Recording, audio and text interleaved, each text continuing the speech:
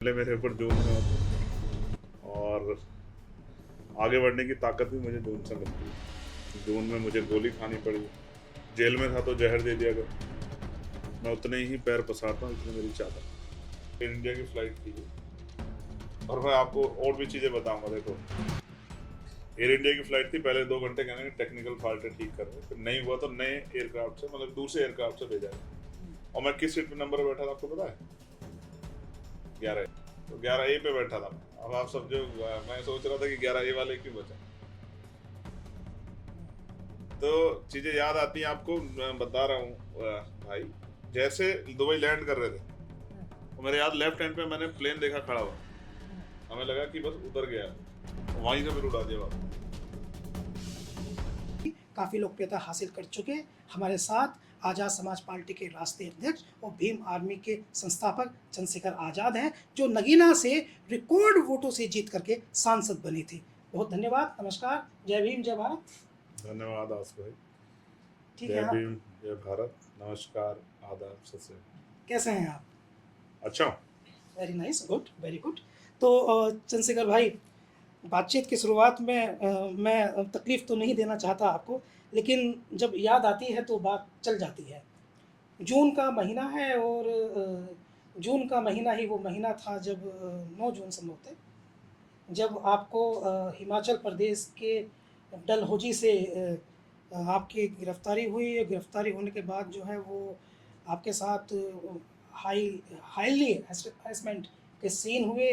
आपकी जब जब लगता था कि आज चंद्रशेखर जो है वो जमानत पे बाहर आ जाएंगे, उसी दिन रात में जो है एक धारा बढ़ा दी जाती थी। और जब जब लगता, जब एनएसए लगा दी और ये लगता था कि अब तो बिल्कुल एनएसए का भी समय पूरा हो गया, अब तो इनको जेल में रखा जाना जो है वो पॉसिबिलिटी उसकी नहीं रहेगी और चंद्रशेखर आ जाएंगे हमारे बीच, तो उसके बाद एनएससी की भी सीमा बढ़ा दी जाती थी।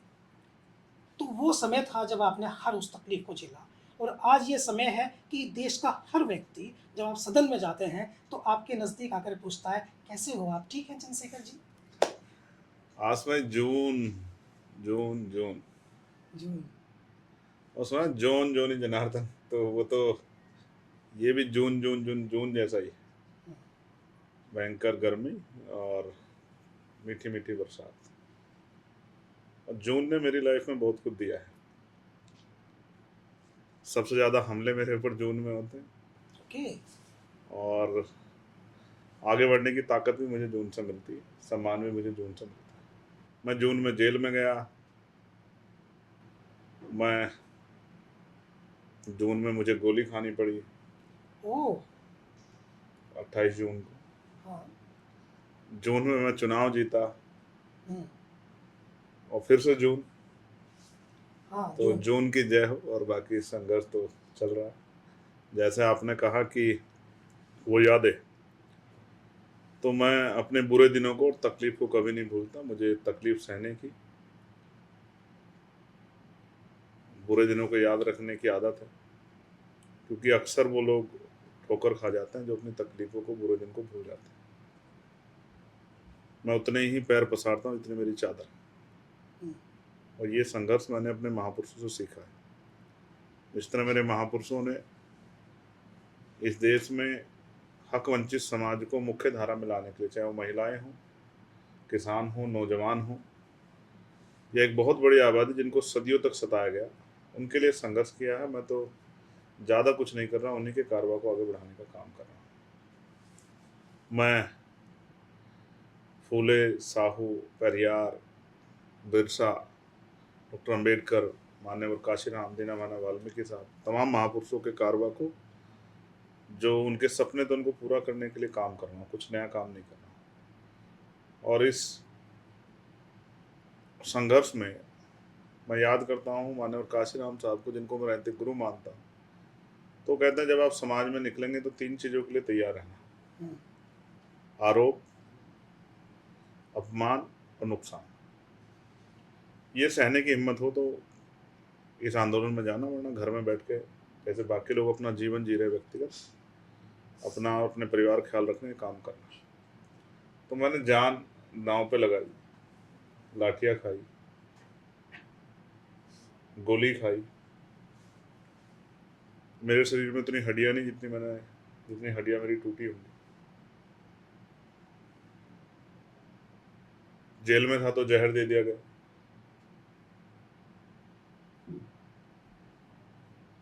लोग कहते हैं मेरे पास सुरक्षा है, मुझे सरकार ने सुरक्षा दी है, लेकिन सुरक्षा के बीच में भी जब मैं मथुरा जाता हूँ तो मेरे काफिले पे हमला होता है।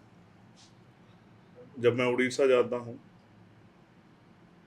तो मेरी गाड़ियों पे मेरे साथ आए लोगों पे हमला होता है।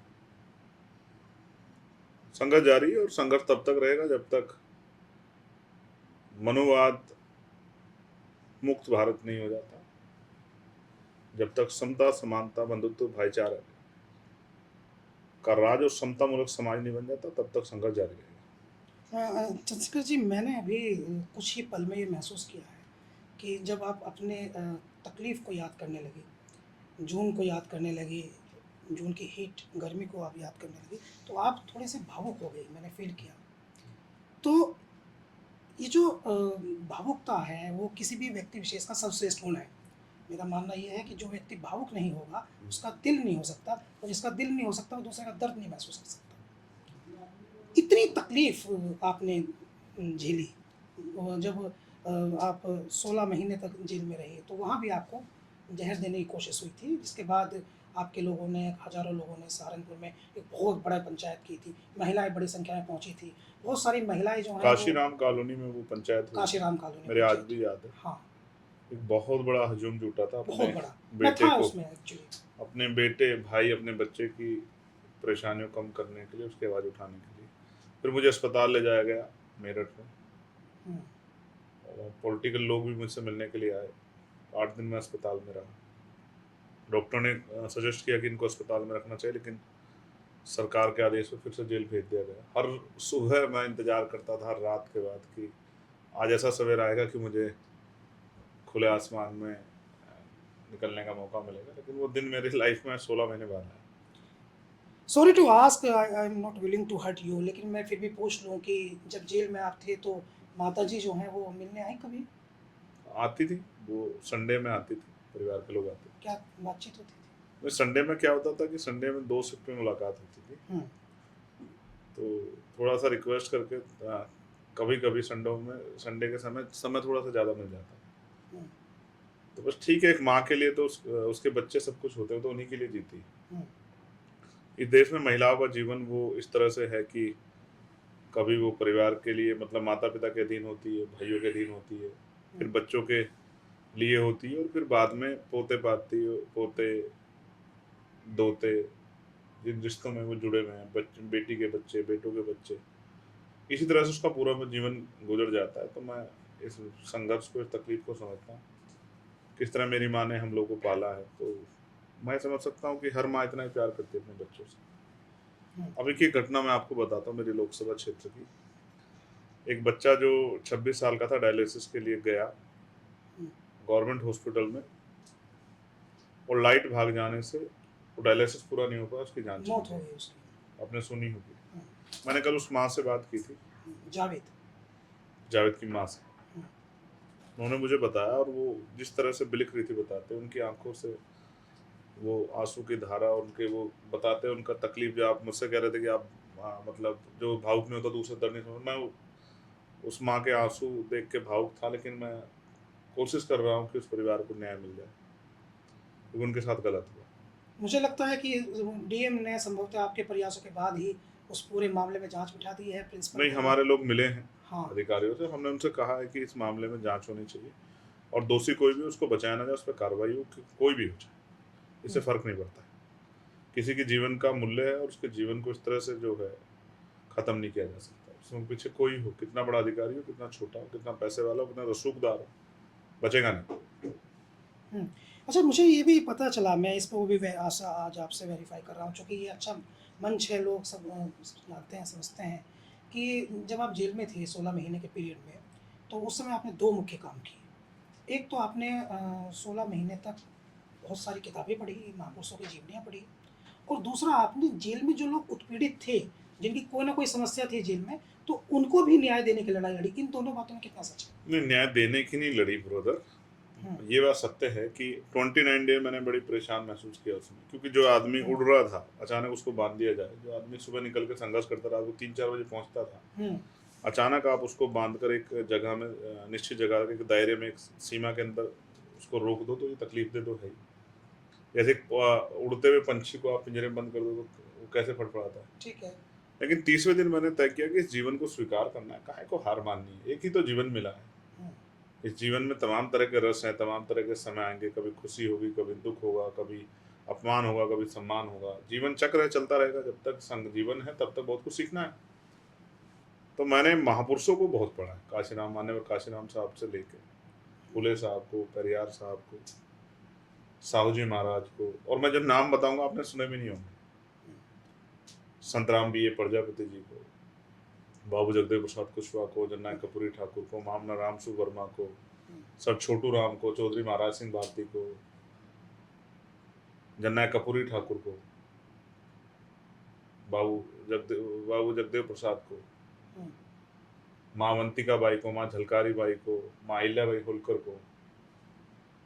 मैंने कोशिश की शिक्षा क्रांति के जनक ब्रह्मानंद लोधी जी को, हुँ, मान्यवर दीना भाना वाल्मीकि जी को, ओम प्रकाश वाल्मीकि जी को, जो मुझे लगा कि भाई इस आदमी को जिसने संघर्ष किया है, जिसने अपने जीवन में तक त्याग किया है, जिसने अपने जीवन में संघर्ष किया है, माँ सावित्रीबाई फूले, माँ फातिमा से, उन भगत सिंह जी को, करतार सिंह सराभा जी को, शहीद उधम सिंह जी को, तमाम उन संतों को, गुरुओं को, महान पुरुषों को जिन्होंने देश की आज़ादी में योगदान दिया, सबको पढ़ा।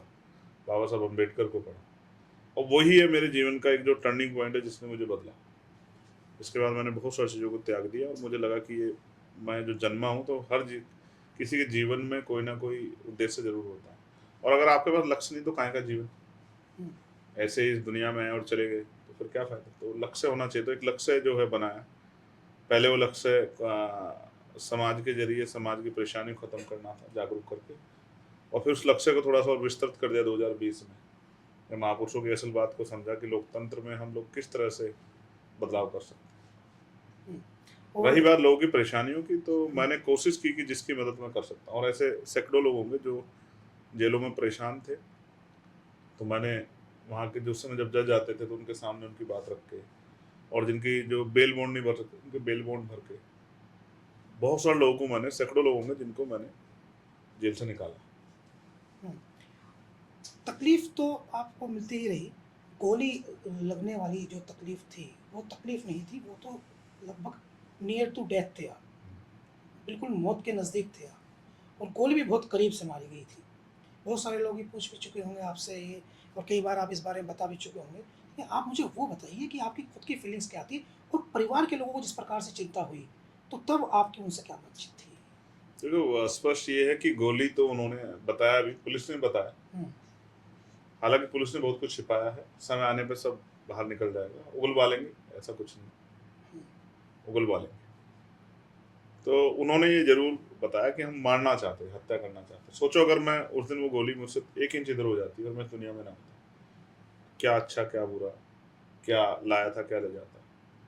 लेकिन इसमें नुकसान कितना बड़ा होता हमारे मूवमेंट का और हमारे इस हकवंचित समाज का, कि आज उनके पास कोई मेंबर ऑफ पार्लियामेंट होता है उनकी आवाज उठाने वाला, क्योंकि नीति ने सब कुछ तय किया, चल तो रहा है, हुँ, कुदरत ने सब कुछ तय किया।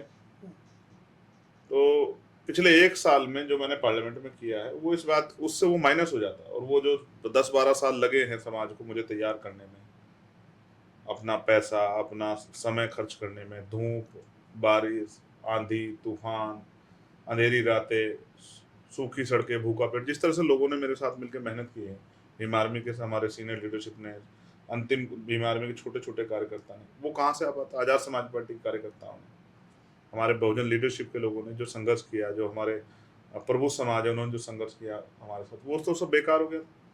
तो परिवार का सीधी बात ये है कि इस सारी लड़ाई में अगर कोई हारा है तो मेरा परिवार, हुँ, क्योंकि मैं उनको ज़्यादा समय नहीं दे पाया।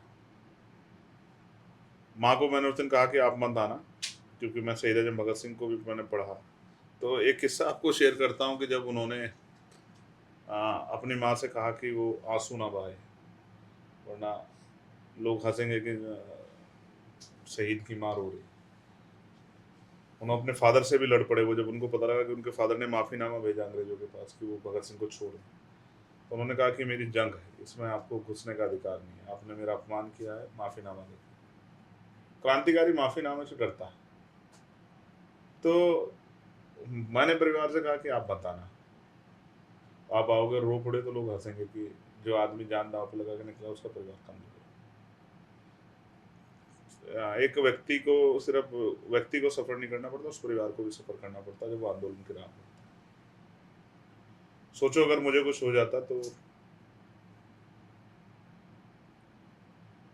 जिस परिवार से मैं पल के बढ़ के आया हूँ, हालांकि आज तो मैं मानता हूँ कि मैं सामाजिक प्रॉपर्टी हूँ, तो उनका तो सब कुछ चला जाता, लेकिन मुझे खुशी है कि अगर मेरी जान जाए तो इसी आंदोलन में जाए। लेकिन दुआएं भी होती हैं ना, जहाँ कुछ है लोग आशीर्वाद है, जहाँ कुछ लोग मारने वाले हैं बचाने वहाँ वाले। बचाने वाले भी तो हैं। तो मैंने देखा आपको, मैं ये भी है कि आपका एक कार्यक्रम था ताल कटोरा ग्राउंड में, और एक लड़का जो है वो आपकी तरफ दौड़ के आया, तो आपके साथ आपके साय की तरह रहने वाले संभवतः मनीष थे, कौन थे वो, आपके साथ ही रहते हैं, दीपक। दीपक। दीपक वो बिजली की तेजी से आए और ऐसा लगा जैसे उस लड़के को आप तक पहुंचने से फिटो पहले वो हवा में पकड़ लिया उसको। हाँ, ऐसे भाइयों का तो वो जीवन में रिन्यू हुई, जिन लोगों ने बहुत पुराने समय से इस लड़ाई में साथ दिया है। और ये भी एक सत्य है कि समाज के प्यार को भी नहीं ठुकराया जा सकता। जितना उन्होंने मुझे सब प्यार दिया, आशीर्वाद दिया, जितना मेरा साथ दिया, मैं हमेशा ऋणी हूँ। और मैं कोशिश करूँगा कि इस जन्म में, तो अगले जन्म का तो पता नहीं, कि मैं भाग्य और पुनर्जन्म में भरोसा नहीं करता, तो इस जन्म में तो उनका कर्ज उतार के जाऊँगा, उनकी आंखों के आंसू पूछ के जाऊँगा, उनके घरों में सुख सुविधा और सम्मान, और उन पर जो जुल्म हो रहा है उसको रोकने का, उसको ख़त्म करने के लिए जी जान लगा के हम लोग लगे हुए कि ख़त्म हो। इस अन्याय को रोकना और उनको सुख सुविधा सम्मान का जीवन दिलाना, आत्मसम्मान का, ये लक्ष्य है, इसको तो निर्धारित है, तो करना ही अवसर की देर। देखिए, जब ये बातचीत होती है कि चंद्रशेखर आज़ाद, उनका संघर्ष, उनका जीवन, तो ये बातचीत ज़रूर होती है कि उन्होंने नगीना में एक बड़ी आइडियलिटिक जीत हासिल की, और ऐसी जीत हासिल की जिसमें देश की तमाम बड़ी पार्टियां उनको हराने में लगी थी। शायद आपसे बेहतर तो नहीं जानता कोई। एक आप हैं और एक और साथी हैं। हाँ। आप दो लोग तो जो हैं, हाँ, तो उनसे भी बात हुई थी अभी, तो हम उसके थोड़े आई विटनेस हैं। अंसारी साहब से। हाँ, हम आई विटनेस हैं क्योंकि हमने वो देखा है कि हाँ। कैसे कई कैसे मेरी कोशिशों में कोई कमी नहीं थी, और कैसे कोई नहीं चाहता था कि हाँ। एक सीट भी हम इस आदमी को दे दें कि ये आ जाए और अपने लोगों की बात रखे। और 10 दिन तक कम्युनिकेशन चलता रहा। टॉप लीडर जो देश चलाने की बात करते हैं वे बरगलाते रहे 10 दिन तक कि नहीं, हमारी इनसे बात हो रही है, हमारी उनसे बात हो रही है, वो मना कर रहे हैं लेकिन हम करेंगे। एक पत्रकार साथी है, नाम नहीं ले रहा, हाँ, उनका बड़ा योगदान है, उन्होंने मेरे इरादों को बड़े पंख लगाए। उन्होंने कहा कि चंद्रशेखर अपने बलबूते लड़ो, किसी की परवाह मत करो। आप भाइयों जैसे एक और भाई, जिन्होंने पंख लगाए, कहा कि लड़ो यार, कौन सा तुम पे कुछ खोने को कुछ है। बड़ा आइडिया चुनाव लड़ा, सारी सरकार देख ली, अब की बार केतली, इतनी बड़ी केतली आप लेके चलते थे, बहुत बड़ी केतली लेके चलते थे। मेरा कुछ भी नहीं है, सब जनता ने हमारे कितना कह रहे, किसी एक नेता को जिताने के लिए इतने कार्यकर्ता किसी के लगे नहीं थे जितने आपके लगे थे। यही कमाया सर। और जब आप जाते थे आप कहते थे भाई मैं तो, मेरे पास चुनाव लड़ने का पैसा नहीं है, जनता देती थी, आपने तो देखा, आप तो गए, केतली भर देते थे लोग हाँ। आपकी, तो केतली आपके भर देते थे। चलिए, अच्छा है, तो 1 साल आपको हो गया सांसद के तौर पर, राइट। तो सदन में क्या क्या बात आपने अब तक की है? शायद जितने विषय मैंने उठाए हैं, एक मेंबर ऑफ पार्लियामेंट की, first time member of parliament की तर्ज में किसी ने 5 साल में नहीं उठाए जितने मैंने अभी तक उठाए। चाहे वो निजी क्षेत्रों में SC ST OBC के लिए आरक्षण का मामला, चाहे वो 2 अप्रैल के मुकदमे वापसी का मामला हो, चाहे सरकारी स्कूलों को बेहतर करने का मामला हो, चाहे सरकारी अस्पतालों को बेहतर करने का मामला हो, चाहे किसानों से जुड़ी समस्या हो, चाहे आशा बहनें, आंगनबाड़ी बहनें, भोजन माताएं, ग्राम रोजगार सेवक, पंचायत सहायक, PRD के जवान, होमगार्ड के जवान, इवन जिस पुलिस ने झूठे मुकदमे लिखे सरकार द्वारा, पुलिस की समस्या हो, अर्धसैनिक बल के जो है हमारे, उनकी समस्या हो, आर्मी की समस्या हो, गरीबों के लिए हवाई जहाज का सफर आसान हो, मतलब मैं ये समझता हूँ कि पहलवान बेटियों के सम्मान का विषय, हाँ, वो तो काफी आपका, कोई ऐसा विषय नहीं है जैसे एक नारा था कि वो हवाई चप्पल वाला हवाई जहाज का सफर करेगा, उसकी सच्चाई पे मैंने, और आप देख भी रहे हो किस तरह से बड़ी बड़ी घटनाएं घट रही है, और लगातार एयर इंडिया का तो किस तरह की सिचुएशन बनी है, एक इतनी बड़ी, मैं उन आपके उस पॉडकास्ट के माध्यम से मैं उन सबके लिए को भी जो है परिवारों के प्रति अपनी संवेदना प्रकट करता हूँ, जिन्होंने अपने परिवार के इतने लोग खोए हैं, उनका दुख तो वही जानते हैं, लेकिन इसमें जो लापरवाही है उस लापरवाही को पुनः ना हो, क्योंकि कई बार प्लेन अभी खबर आ रही, जा रहे हैं वापस आ रहे हैं, कहीं इमरजेंसी लैंडिंग कर रहे हैं, टेक्निकल खराबी आ रही, हो सकता मैं भी इस दुनिया में नहीं होता, क्योंकि मैं दुबई गया था तो मेरे साथ ऐसा हुआ था। ओके। हाँ, 6 तारीख की बात है, और एयर इंडिया की फ्लाइट थी ये। और मैं आपको और भी चीज़ें बताऊंगा। देखो, एयर इंडिया की फ्लाइट थी, पहले 2 घंटे कहने टेक्निकल फॉल्ट है, ठीक कर रहे हैं, फिर नहीं हुआ तो नए एयरक्राफ्ट से, मतलब दूसरे एयरक्राफ्ट से भेजा गया। और मैं किस सीट पे नंबर पर बैठा था आपको पता है? 11A। वही 11 है जो ट्रेंड किया वर्ल्ड में। उसी उसी सीट पे, और मैं कोई ऐसे नहीं बात कर रहा हूँ कि हवा में कर रहा हूँ, मैं आपको टिकट दिखा दूँ। नहीं नहीं ठीक है, आप कह रहे हैं, मान बोर्डिंग लें। 11A पे मैं था, मेरे बाद पंजाब के हमारे एक साथी थे, फिर सतीश जी थे, और पीछे 12C पे मनीष बैठे थे, ठीक है। तो 11A पे बैठा था मैं। अब आप समझो, मैं सोच रहा था कि 11A वाले क्यों बचा। तो चीजें याद आती हैं आपको, मैं बता रहा हूँ भाई, जैसे दुबई लैंड कर रहे थे, तो मेरे याद लेफ्ट हैंड पे मैंने प्लेन देखा खड़ा हुआ, हमें लगा कि बस उतर गया, तत्काल ऊपर उड़ा दिया उन्होंने, और फिर 40 मिनट चक्कर काट के लेके आए सब लोग प्लेन में। वो गई है, पहली बार नहीं, प्लेन का मेरा एक्सपीरियंस बहुत खराब है।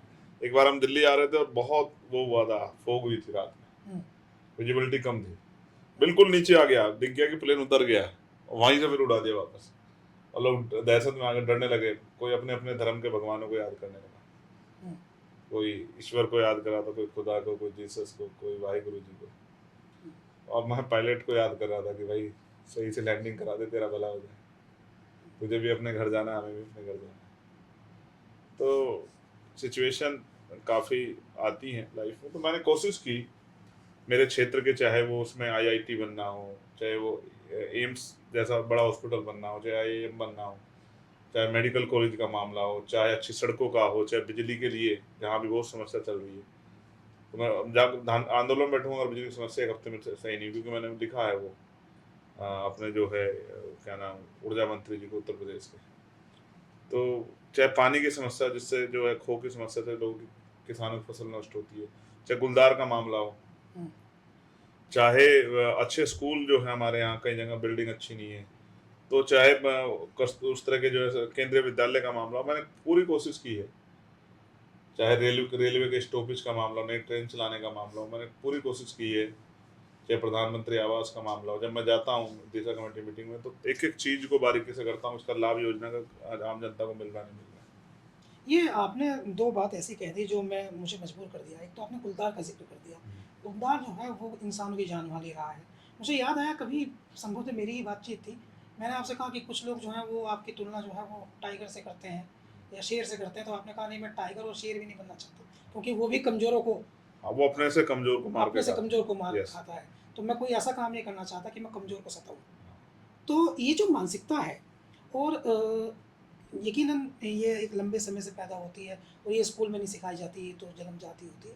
मगर मैं ये ज़रूर जानना चाहूँगा कि शोषित, दलित, वंचित, पिछड़े और उस वर्ग की बात जिसकी आपकी पार्टी करती है, उसमें आपको कितना पॉजिटिव रिस्पॉन्स मिल रहा है? जैसे अभी भी हम देखते हैं कि घोड़े से उतार दिया जा रहा है, अभी भी हम देखते हैं, देखिए चंद्रशेखर जो है पिछले 2017 से या उससे भी पहले से हम देख रहे हैं कि वो एक कम से कम साहस का नाम तो है ही, साहस के प्रतीक तो है ही, स्कूल के दिनों से ही, स्कूल के दिनों से ही हो, चाहे वो भीम आर्मी की स्थापना के दिनों से हो। लेकिन अभी जब आप पर भी हमला हो जाता है, आप पर भी पत्थर लग जाता है, और आपको भी टारगेट कर लिया जाता है, तो आपका समाज के जो लोग हैं उनका तो आत्मविश्वास बहुत कमज़ोर हो जाता होगा, कमज़ोर महसूस करते हैं खुद को।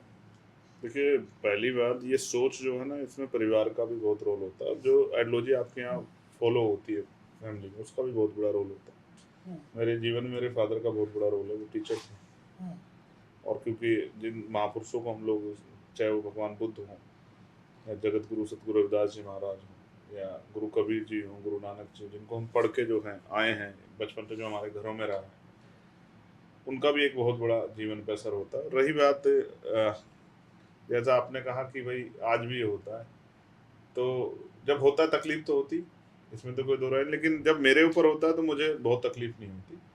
फिर मैं ये इस उसको समझता हूँ, इस हड़बड़ाहट को समझता हूँ विरोधियों की, कि वो मुझे डरा के मेरे समाज को डराना चाहते हैं। उनको ये नहीं पता ना कि मैंने बात कहीं और भी कही थी, आपको भी बता रहा हूँ, कि जो पहाड़ों से टकराते हैं उनको तूफान कहते हैं,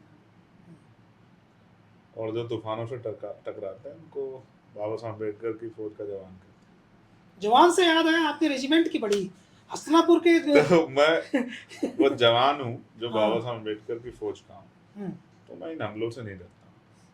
अभी हम्म, तो और बड़े हमले होंगे, हर हमले के लिए हम लोग तैयार हैं, क्योंकि हमने संकल्प लिया। आपको पता है परसों मैंने संकल्प लिया, क्या संकल्प लिया है? वो हमारे लोग को थोड़ा सा वो सम्मान के लिए वो मुकुट पहनाने की आदत है। हाँ मैंने हाँ, उनको मैंने देखा है, आपने मुकुट पहनना झांसी स्वीकार में कर दिया। नहीं जब पहना मैंने, हाँ, वो कहा कि आखिरी है, अब तब पहनूंगा जब उत्तर प्रदेश कुर्सी पे कोई अम्बेडकरवादी बैठ जाएगा, उससे पहले नहीं पहना।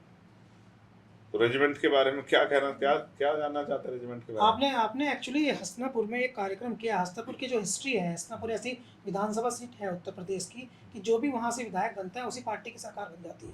और पौराणिक कथाओं के दृष्टिकोण से भी हम जाने तो महाभारत में कैपिटल थी हस्तिनापुर, और हस्तिनापुर की जो लड़ाई है वो महाभारत भारत का सबसे बड़ा महाकाव्य भी है, सबसे बड़ा महाग्रंथ भी, और दुनिया भर में वो उसको पढ़ा जाता है, समझा जाता है, बड़ी उसकी कहानियाँ जो है प्रचलित है। उस हस्तिनापुर में आपने एक कार्यक्रम किया और वहाँ आपने हजारों की संख्या में लोग इकट्ठे किए। उसके बाद आपने रेजिमेंट की बात जो है वो प्रमुखता से उठाई। क्या है ये? देखिए, पहली बात, आपने हस्तिनापुर के बारे में बहुत कुछ बताया है, हम्म, और हस्तिनापुर में मेरी निगाह भी, ओके, गुड, एक्सक्लूसिव। हस्तिनापुर में मेरी निगाह है कि जिस सीट के बारे में, हालांकि मैंने कहा ना कि मैं हाँ, कर्मों में ज़्यादा भरोसा रखता हूँ, हाँ, तो मैं समझता हूँ कि हस्तिनापुर इस बार आज़ाद समाज पार्टी जीतेगी, ऐसा मेरा भरोसा है। एक बात, अब उसके भविष्य के परिणाम क्या होंगे ये आप इसका आइडिया आप खुद लगा लेना।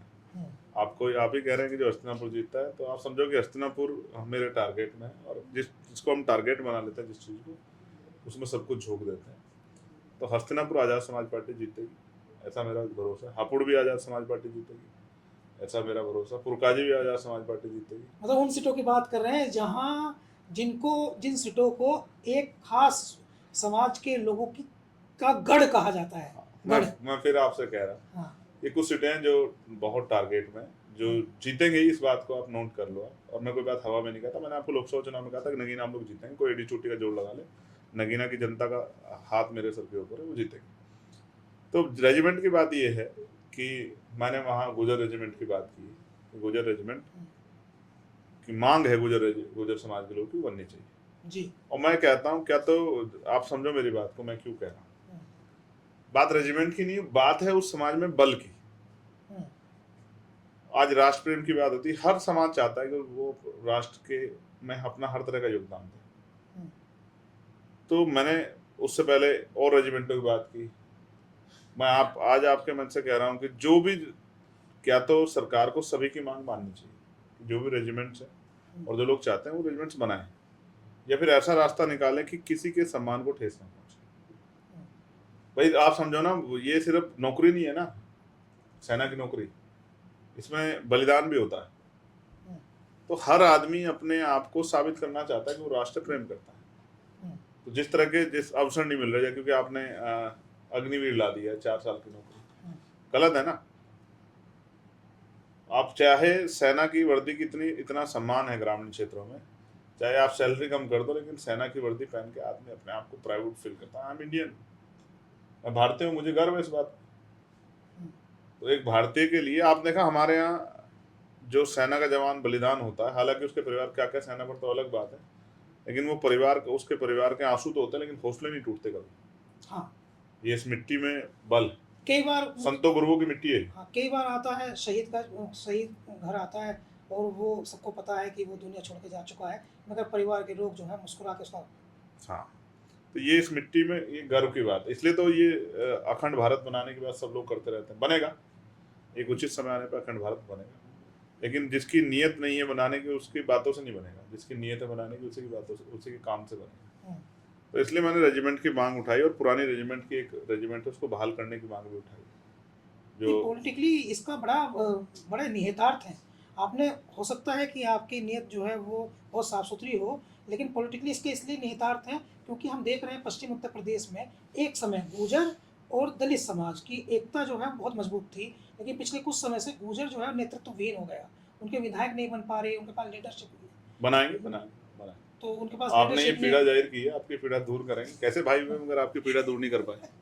करेंगे। तो मुस्लिम समाज को भी, हाँ, पिछड़े समाज में गुर्जर समाज को भी, पाल समाज को, प्रजापति समाज को, सैन समाज को, विश्वकर्मा समाज को, सैनी समाज को, जिसको नहीं अवसर मिला है उसको, उसकी कमी होगी रिप्रेजेंटेशन में, उसका पूरा करेंगे इस बार 2027 में। आप चिंता मत करो। तो चंद्रशेखर के खिलाफ अभी भी साजिशें होती हैं। मगर एक बात जो आपने कही ना कि एक समय था, मैं आज आपको कह सकता हूँ कि जितना प्यार मुझे मिला है इस समाज का, उतना शायद पिछले किसी नेता को ना मिला और आगे किसी को ना हाँ, मिला। ये दिखाई दे रहा है कि आपकी तरफ उनका झुकाव हाँ, बढ़ रहा है। प्यार करते हैं। जब मुझे गोली लगी तो पूरा समाज मेरे साथ खड़ा। मैं उनका धन्यवाद करता हूँ। इस कर्ज को उतारूँ, समय आने पर उतारूँ। नहीं, हम पूछ रहे हैं कि जैसे जैसे आपका नाम बढ़ रहा है, सदन में आप जाते हैं, तो पहले तो ये बताइए सदन में जो दूसरे सदस्य हैं उनका व्यवहार आपके प्रति बदल गया है? बदले ना बदले मुझे क्या फर्क पड़ता, मैं अपना काम कर रहा हूँ। व्यवहार तो आप समझो ना, आदमी मंच पे कुछ कहता है, कमरे में कुछ कहता है, बोलता कुछ है, करता कुछ है। यहाँ किससे मैं ज्यादा व्यवहार की उम्मीद नहीं करता हूँ। मैंने देखा कुछ क्रिकेट मैच में, एक तो क्रिकेट मैच हुआ था दिल्ली में जिसमें राज्यसभा 11 और लोकसभा 11 के लोग खेल रहे थे, ठीक है। और एक क्रिकेट मैच हुआ था मुंबई में जहां आप अच्छा तो बहुत खेल रहे थे। नेता वर्सेस अभिनेता। जी, नेता वर्सेस अभिनेता। आप अच्छा तो बहुत खेल रहे थे, आपने वहां भी बिग स्कोर किया था, यहाँ भी बिग स्कोर किया था, अच्छी बॉलिंग भी की थी। तो मैं देख रहा था कि नेता जो हैं, सांसद या राज्यसभा सांसद जो हैं, आपकी बॉन्डिंग उनके साथ बहुत बढ़िया दिखाई दे रही थी। देखो एक चीज स्पष्ट मैं आपको बता दूं, जब हम किसी कोच के लिए खेल रहे होते हैं एक टीम के रूप में, तो जब तक हम टीम नहीं बनेंगे तब तक नहीं खेल पाएंगे। जैसे आप हैं इस कैमरे में, किस फ्रंट में आप, लेकिन सिर्फ आप ही थोड़ा ही हैं, इसके कैमरे के पीछे भी तो बहुत लोग हैं। अगर बॉन्डिंग ना हो, एक अच्छे रिलेशन ना हो, एक दूसरे को समझने की वो ना हो, तो फिर रन आउट हो जाएंगे, फिर तो खराब हो जाएगा ना। तो एक जब बॉलिंग आदमी करता है तो वो फील्ड एडजस्टमेंट अपने हिसाब से करता है। उसको पता है कि वो कौन सी बॉल फेंकने वाला है और उसको कहाँ, उसको किस पोजीशन पे वो कैच जाएगा। तो जब मैं हारने के लिए नहीं खेलता, आपको नहीं पता वो मैच हम हारे हैं और मेरी नाराजगी हुई सब लोगों से। मैंने उनसे कहा कि मैं हारने के लिए नहीं खेलता। अगर आपको हारने के लिए खेलना हो, नहीं, आप पुराने क्रिकेटर भी तो है ना। हाँ, आप हारने के लिए खेलना चाहते हो तो आप खेलो। सुपरपुर की गलियों ने देखा है आपका। आप हारने के लिए खेलना चाहते हो तो आप खेलो। हाँ। मैं ऐसा कोई खेल नहीं खेलता जिसमें मैं हार जाऊं। और मैं एक चीज आपको बताता हूँ, मेरी डिक्शनरी में हारने जैसा शब्द नहीं। हारता वो है जो खुद से हार जाता है, हिम्मत हार जाए, खुद से हार जाए, जो स्वीकार कर ले कि मैं हार गया। गिरते तो सब लोग हैं, लेकिन जो गिरकर पुनः उठकर चलता है वही जीतता है। अगर मैं हार मान जाता 2022 में, हारने के बाद मेरी तो जमानत जब्त हुई थी, तो मैं क्या लोकसभा का सांसद बन पाता? होता है कुछ दिन निराशा होती है, अच्छा बुरा समय आता है। वो भी साहसी काम था, गोरखपुर जाकर के लड़ना, बताना था ना। हाँ, वो तो बहुत हिम्मत का काम था आपकी। बताना उसको था। हल्के में कैसे ले सकते हो, तो बिग अचीवमेंट है। वोटों की संख्या के आधार से तय नहीं होता। भारत की राजनीति में जीत ही पैमाना है। कोई एक वोट से भी हार जाए तो वो पार्लियामेंट में नहीं घुस सकता, असेंबली में नहीं घुस सकता। तो यहाँ लोग उगते सूरज को सलाम करते हैं। कई बार मैच कोई जीतता है, दिल कोई। तो दिल तो हम जीतेंगे, हमें दिल तो हम जीतेंगे। अच्छा, आजकल आपकी पार्टी ना, आज़ाद समाज पार्टी, चूँकि उसकी ग्रोथिंग तो हमें दिखाई दे रही है, ग्रोथिंग तो हो रही है, लेकिन हम लोग ये भी नोटिस कर रहे हैं कि आजकल आप लोग प्रबुद्ध जन सम्मेलन बहुत कर रहे हैं, और बड़े कामयाब सम्मेलन हैं। आगरा में किया आपने, लखनऊ में किया आपने, तो ये प्रबुद्ध जन सम्मेलन है क्या और इनका आइडिया क्या है? देखिए, अब तक आपने देखा हो प्रबुद्ध सम्मेलन ऐसा नहीं पहली बार हुआ है, पहले भी हुए। प्रबुद्ध जन सम्मेलन पहले एक ही जाति के लोगों को बुलाया जाता था और ये बताया जाता था कि इस देश में एक ही जाति के लोग प्रबुद्ध हैं, बाकी लोग को प्रबुद्ध नहीं माना जाता था। मेरा इस बात से विद्रोह, विरोध नहीं है, विद्रोह। मैं मानता हूं कि भारतीय संविधान ने इस ऊंच नीच, छोटे बड़े के भेदभाव को खत्म कर दिया। ठीक है। कोई अकेला एक जाति प्रभुजन नहीं हो सकती और बाकी सब लोग बुद्धजन नहीं हो सकते। बुद्धि में सबका कॉपीराइट है। ठीक है। तो इसलिए मैं कहता हूं कि ये जो सोच है कि एक जाति प्रभुजन है, तो ये पूरे समाज पे, उस स्ट्रक्चर पे, उस समाज में भी कुछ अच्छे लोग हैं, उनको वो भी इसको गलत मानते होंगे, और ना भी मानते उनकी मर्जी है, लेकिन मेरे जैसे लोग जो मानवता को मानते हैं वो इसको गलत मानते हैं। हमारा मानना है कि हर कोई व्यक्ति जो अपना घर चला रहा है, जो संघर्ष कर रहा है, जो पढ़ा लिखा है, चीज़ों को समझता है, वो प्रबुद्ध है। और हक वंचित समाज जैसे किसान हैं, श्रमिक हैं, उनसे प्रबुद्ध जन कौन होगा? जो बीज देख के बता देते हैं फसल कैसी होगी। हम्म, वो बीज देख के बता देते हैं कि फसल कैसी होगी। सही है। और वो काला आसमान आप देखते हैं, किसान डर जाता है जब काला आसमान आता है और फसल पक्की खड़ी होती है, हम्म, लेकिन वो हवा का रुख देख के बता देते हैं कि ये कितनी देर रहेगा, ये बरसेगा नहीं बरसेगा, उस बात को समझता है नहीं, किसान। बिल्कुल बात नया को आइडिया। हमने इससे पहले कुछ देखे हैं प्रबुद्ध जन सम्मेलन, तो उसमें एक ही जाति के लोगों को बुलाया जाता तो था। इसमें हमने SC ST OBC के कर्मचारी, रिटायर्ड, हम्म, उन समाज से व्यापारी, उस समाज के पढ़े लिखे शिक्षक, उन समाज के वकील, हम्म, वो समाज का वो तबका जो समाज निर्माण करता है और समाज को रास्ता दिखाता है, उनको हमने बुला के इन्विटेशन दिया। वो हमारी पार्टी के भी नहीं होते हैं, हम्म, हम उनको बुला के इन्विटेशन देते हैं, अपनी बात रखने का मौका देते हैं, उनसे कहते हैं कि आप हमें सिखाओ कि हमें क्या कमी है, हमको क्या करना चाहिए। हम देखो, काशीराम साहब कहते थे कि दल तो कोई बना सकता है, बहुजन समाज बनाने की लड़ाई है, तो हम बहुजन समाज बना रहे हैं प्रबोधन के जरिए। गुड। और मेरा विश्वास है कि हम बहुजन समाज बनाने में कामयाब हो जाएंगे। जिस दिन बहुजन समाज बन गया तो आप देखना, रिक्शा वाला भी MLA बनेगा और सब्जी बेचने वाला भी MP बनेगा। मेरी बात को आप याद रखना। जब लोग विचार से जुड़ जाएंगे, लक्ष्य से जुड़ जाएंगे, आप देखना, अपने हक अधिकारों के लिए संघर्ष करेंगे तो बहुत बड़ा परिवर्तन होगा। राजनीति में जिनकी दुकानें चल रही है, जो सोचते हैं राजा का बेटा ही राजा बनेगा, जो सोचते हैं कि एक लेगेसी है यही फॉलो होती है, उन सब की दुकानें बंद हो जाएंगी। आप मेरी बात को याद रखना। बहुत चुभेगी ये बात सब लोगों को, लेकिन मैं लोगों के हितों के साथ खड़ा हूँ, लोकतंत्र के साथ खड़ा हूँ, किसी के ये परवाह नहीं कर रहा हूँ कि इसको चुभे ना चुभे। ये भी हम समझ लें कि जब आपने पॉलिटिकल बातचीत कर ही दी है, तो अभी कुछ समय के बाद ही उत्तर प्रदेश में एक बड़ा महत्वपूर्ण चुनाव होने जा रहा है। वो महत्वपूर्ण चुनाव जो है, वो उससे सरकारें तो नहीं बदलती, लेकिन उसकी पावर बहुत होती है। पंचायत चुनाव, त्रिस्तरीय पंचायत चुनाव। तो ये जो पंचायत चुनाव है, जिसमें प्रधान, ब्लॉक प्रमुख, जिला पंचायत का जो चुनाव होता है, जैसे त्रिस्तरीय चुनाव कहते हैं, इसमें आपकी पार्टी जो है उसने पिछली बार भी 19 से बेहतर परफॉर्मेंस किया था। इस बार आपकी क्या तैयारियां हैं और क्या आपकी रणनीतियां हैं? आज कह रहा हूँ, प्रबोधन सम्मेलन पहला सहारनपुर से शुरू हुआ। सहारनपुर जो सीट शुरू होती है वो ख़त्म नहीं होती, वो बहुत दूर तक जाती है, उसको ख़त्म करने का कितना प्रयास किया जाए। दूसरा हापुड़ में किया, मेरठ मंडल का, फिर गाजीपुर में किया, बनारस मंडल का, फिर आगरा में किया, आगरा मंडल का, और फिर लखनऊ में किया, लखनऊ मंडल का, और अभी 2 दिन पहले झांसी में, झांसी मंडल का करके आया। अब कानपुर मंडल का 21 तारीख में, 22 तारीख में बस्ती मंडल का, 18 मंडल सम्मेलन होंगे। उसके बाद जिले वाइज कार्यक्रम चलेंगे। और आप मेरी बात को याद रखना भाई, इस बार त्रिस्तरीय पंचायत चुनाव में आज़ाद समाज पार्टी जो परफॉर्मेंस देगी, अगर निष्पक्ष चुनाव हुए तो आप देखना कि बड़े बड़े दल रिजल्ट देख के अचंभित हो जाएंगे और परेशान हो जाएंगे। और 2027 की एक बड़ी ज़मीन आप तैयार कर देंगे। सैम, आप जान लो और समझ लो। गुड। और 2027 में आप किसके साथ लड़ेंगे? अकेले लड़ेंगे या किसी राजनीतिक दल ने आपको अपने नज़दीक लाने की कवायद शुरू की मैं है? लड़ने के किसी के साथ काहे को लड़ूंगा भाई, मैं तो जनता के लिए लड़ूंगा। ओके। आप बताओ ना, आप समझो ग्रामीण ये इकाइयाँ बनी क्यों, ग्रामीण क्षेत्रों का विकास हो सके। नहीं हो रहा है ना, नहीं हो रहा है।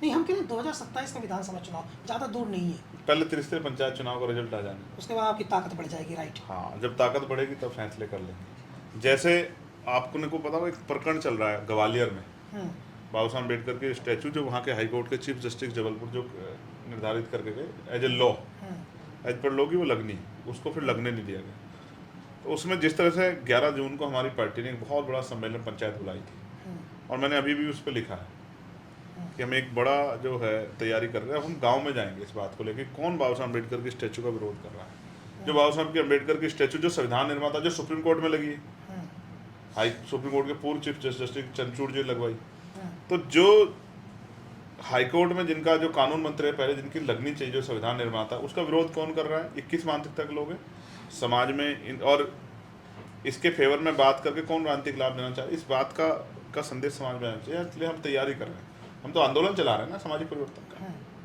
तो मध्य प्रदेश की गली गली गाँव गाँव घूम के हमारे लोग ये बात बताएंगे किस तरह से बाबा साहब अम्बेडकर को आज भी उनके जाने के बाद, उनके संघर्ष को, उनका इस देश के लिए जो बलिदान है उसको धत्ता बता के जो है उनका अपमान करने का प्रयास करें, जो हम लोग एक्सेप्ट नहीं करेंगे। हमारा आंदोलन देश भर में लगातार चल रहा है। हमारे कैडर कैंप चल रहे हैं, छोटी मीटिंगें चल रही हैं, बूथ कमेटी काम चल रहा है, प्रभु जन सम्मेलन के साथ हम्म, सेक्टर कमेटी काम चल रहा है, भाईचारा कमेटी काम चल रहा है। अभी मीडिया हमें उस तरह से नहीं दिखाता, मीडिया हमारी बुराइयाँ तो दिखाता, अच्छा ही है, बहुत कम दिखाता है। हाँ शुरुआत अब तो लगता है कि एक वर्ग ने तय कर लिया है कि आपको डिफेंड करना है। क्या फर्क पड़ता है, क्या फर्क पड़ता उनके हाथ में सब कुछ होता तो मुझे पैदा नहीं होने देते, है ये तो मुझे आपका वो डायलॉग मुझे पेट में मरवा देते। ये डायलॉग तो मुझे आपका बहुत पहले से मैं सुनता हूँ और मुझे अच्छा भी लगता है। अभी क्या है कि मैं एक घटना आपको याद दिला दूँ, चूँकि आप भी क्रिकेटर रहे हैं और क्रिकेट जो है वो मेरा भी पेशेंस रहा है बचपन का। तो जब सचिन तेंदुलकर फरारी लेकर आए तो पूरे देश में जो है वो जश्न मना, और कि तेंदुलकर के पास फरारी, तेंदुलकर के पास फरारी। बहुत सारा टैक्स में भी चोरी की कुछ बात आई थी, या बहुत ज़्यादा टैक्स भी लगा था, लेकिन बड़ा शोर मचा कि तेंदुलकर के पास फरारी, और बहुत सारे लोगों ने इस पर जश्न मनाया। लेकिन जब चंद्रशेखर रोल्स रॉयस में बैठ गया यूएस में जाकर के, तो बहुत सारे लोगों के पेट में दर्द हो गया। क्यों? फरारी महंगी है, रोल्स रॉयस? रोल्स रॉयस महंगी है। मैं वहाँ फरारी में भी घुमा था, मेरे साथियों में है वहाँ फरारी। ओके। सियाटल में वो लोग मुझे फरारी में लेके उन्होंने घुमाया, हाँ। ठीक है, छोटी सी, दिखता नहीं आदमी बैठ के। रोल्स रॉयस बड़ी, लेकिन मैं दोनों से मेरा कोई बहुत निजी रिश्ता नहीं है। जिन लोगों ने मेहनत करके कमाई है, ली है, उनका मैं उनको उनके संघर्ष को मैं आभार प्रकट करता हूँ। ट्रेडिंग तो हुआ ना कि देखो कितना विलासिता का जीवन है। ठीक है, मैं वहाँ गया, मेरे लोग मुझे लेने आए, उससे लेके मुझे उन्होंने घुमाया।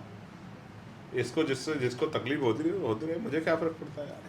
सही है, और आपके लोग इतने मजबूत हो रहे हैं। मैं तो सोचता हूँ कि वो रोल्स रॉयस यहाँ हर बहुजन समाज के घर में खड़ी हो, और मैं वो सिर्फ वही क्यों, मैं तो चाहता हूँ उनकी छतों पर हेलीकॉप्टर खड़े हो। आप समझो ना, मेरी कोई लोअर सोच है, मेरी तो बिगर सोच है। मैं चाहता हूँ हर कमजोर के घर के छत पे एक हेलीकॉप्टर खड़ा हो, इतना बड़ा घर हो कि हेलीकॉप्टर खड़ा कर सके, और उसके घर के में हर घर में एक रोल्स रॉयस खड़ी हो, एक की भी तो दो खड़ी हो, मुझे क्या फर्क पड़ेगा। मैं तो चाहता हूँ ऐसा हो। मैं तो चाहता हूँ इस देश में टैक्स पेयर बन जाए जो हक वंचित समाज है, जो 80 करोड़ लोगों को सरकार तो कहती सस्ता राशन दे रहे हैं, मैं कहता हूँ 80 करोड़ लोग टैक्स पेयर बन जाए, उनकी आमदनी इतनी बढ़े कि वो बढ़िया टैक्स में योगदान करें और देश खूब तरक्की करे, हमें कर्जा ना लेना पड़े दूसरे देशों से। तो अभी जैसे अभी आपका जो है वो पॉलिटिकली एक स्टैंड हो गया है, तो अभी ये दबाव नहीं महसूस करते कि जैसे एक बार आदमी किसी ओहदे पर पहुंच जाए, कि अच्छी सिचुएशन में आ जाए, तो उसके बाद वो ये दबाव महसूस नहीं करता कि अब मुझे जो है वो नीचे जाने का रास्ता नहीं है, या साजिशें हों या कुछ हो, तो उनको तकलीफ़ नहीं होती कि अब तो मुझे नीचे जाने का कोई रास्ता नहीं है, बढ़ते ही जाना है। तो कोई आपको अंदर से अब गूज़बम्प आते हैं, जैसे उसको कहते हैं रोंगटे खड़े हो जाना, कि अब नहीं रुकूंगा, अब तो रास्ता पकड़ लिया। देखो ऐसा है, जिम्मेदारियाँ बहुत। जब मैं जाता हूँ गांव में, लोग माएँ मिलती हैं, आशीर्वाद देती हैं, बहनें आशीर्वाद देती हैं, गले मिलती हैं, उनके आंसू छलकते हैं, बड़े सर पे हाथ रखते हैं, उनके दुख परेशानियाँ देखता हूँ तो मुझे लगता है कि मेरे दुख तकलीफ़ें, मेरी चोट, सब चीज़ें कुछ नहीं है, वो सब पीछे हैं। और जब ज़्यादा लगता है कि भाई कोई चीज़ वो हो रही है, तो फिर अपनी गोली पे ऐसे जो जख्म अभी सूखा है उस पर हाथ फेर। अभी तक सूखा नहीं है, मतलब हरा है वो, क्योंकि वो बाहरली तरफ है तो वो महसूस होता है हाथ लग के। कमर में भी तकलीफ रहती है आपकी। ठीक है, ऐसी लाखों इन लोगों की समस्या को लड़ने के लिए हमारे महापुरुष ने अपना जीवन बलिदान कर दिया, ऐसी लाखों तकलीफें सब स्वीकार है। अच्छा, तो उस गोली पे ऐसे हाथ फेर लेता है, एक सवाल मैं पूछूंगा तो बड़ा आनंद आता है, बड़ा आनंद आता है। और लगता है कि इससे बड़ा क्या हो सकता है। जब जान नहीं रहती तो क्या करता है। मैं जब जान बच गई तो तय कर लिया कि अब सिर्फ मछली की आंख पर निशाना है, अब महापुरुषों के सपने के अलावा कुछ नहीं है, अब सिर्फ उसी सपने को वो करना है, जीना है उसके लिए, मरना है उसके लिए, सब कुछ उसके लिए, बाकी और कुछ नहीं। तो एक बहुत छोटी सी बात, उसके बाद हमारी बातचीत पूरी हो जाएगी। मैं एक्चुअली ये समझना चाहता हूँ आपसे कि आपने अपनी पार्टी का नाम आज़ाद समाज पार्टी काशीराम रखा, और ये आपकी लाइफ पर आप कहते भी हैं मेरे पॉलिटिकल गुरु हैं, और आपकी लाइफ पर बहुत ज़्यादा असर जो है माननीय काशीराम का है। तो कुछ लोग ऐसे भी हैं जो ये भी कहते हैं कि काशीराम जी के आदर्शों पर वो चंद्रशेखर जो हैं वो चल रहे हैं। तो मैं समझता हूँ कि वो तो एक बहुत बड़ा नाम है। कुछ लोग ऐसे भी होते होंगे जो ये कहते हैं नहीं चल रहे हैं। देख, समाज में दोनों तरह के एक बात आप जानो, हाँ। आप सबको खुश नहीं कर सकते। जो आपसे अलग हैं, किसी दूसरी विचारधारा में है, किसी दूसरे दल में है, तो वो कभी आपका, उनकी मजबूरी है, ना चाहते हुए भी, वो दिल से भी चाहें तो भी आपके पार्टी की मजबूरी है, आपका वो नहीं कर सकते, आपका सम्मान नहीं कर, आपके बारे में अच्छी बातें नहीं कर सकते। ठीक है, उनको अपना काम करना चाहिए। देखो, माननीय काशीराम साहब एक बहुत बड़े तस्वीर चरित्र है, बाबा साहब बहुत बड़ी तस्वीर और तमाम लोग, मैं तो एक उनके पैरों के नखून के बराबर में, तो कोशिश कर रहा हूँ कि जितना भी कर सकता हूँ। और वो लंबा समय लगा उन सब महापुरुषों को। मेरी तो शुरुआत हुई है अभी, सीख रहा हूँ और सीखता रहूँगा। 38 साल का हूँ, जिनको मुझसे बेचैनी है वो सब 50 पार के हैं। लेकिन एक बात तो देखनी पड़ेगी ना। एक मिनट हाँ जिनको बेचैनी है मुझसे वो सब 50 पार के हैं। हाँ 50 साल। तो 12 साल अभी और सीख लूँगा तो मुकाबला कर लें। अभी तो लड़ाई शुरू भी नहीं है, अभी तो पैरों पे खड़ा भी नहीं हुआ हूँ। अभी तो सिर्फ जो है घुटनों पे हूँ, पहली सीढ़ी पार की है, 1 साल हुआ है।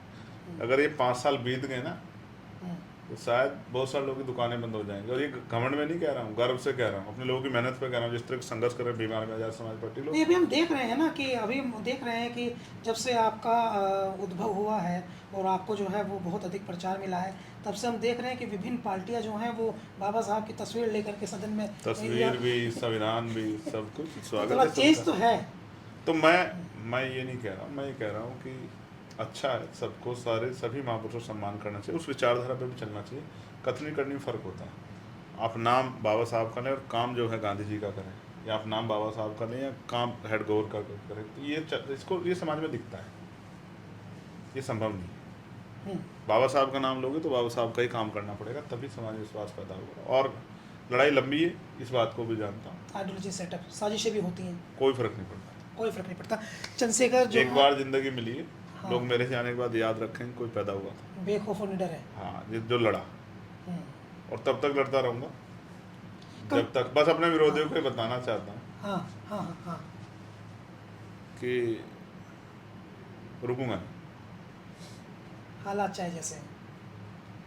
हाँ, हालात से जैसे परिस्थिति कोई कितनी भी कठिन बना दे। और कुछ भी हो जाए चलता रहूँगा जब तक पैरों में जान रहेंगी, लहू का आखिरी कतरा शरीर में रहेगा और सांस रहेंगी, तब तक चलता रहूँगा, इसी मिशन में रहूँगा। हिलूंगा नहीं, रुकूंगा नहीं, झुकूंगा नहीं, बिकूंगा नहीं, संघर्ष करता रहूँगा। और कोई खरीद भी नहीं सकता, इतनी भी किसी की हैसियत नहीं है। और जो लोग इधर उधर की बातें करते हैं, अगर एक कॉल, एक आवाज़ कर दूँ, लाइव कर दूंगा ना, तो करोड़ रुपए इकट्ठे कर दूंगा। इस आंदोलन में, जिस आंदोलन पैदा हुआ, उसकी शक्ति को जानता हूँ। एक लाइव कर दूंगा ना, लेकिन मैं जानता हूँ कि इस पैसे कोई साथ लेके नहीं जा सकता। एक फ़ोन कर दूंगा तो इतने पैसे इकट्ठे कर दूंगा कि 1 साल पार्टी चल जाएगी। ठीक है, इसको जो कहना कहें, हम अपना काम करें और करते रहें।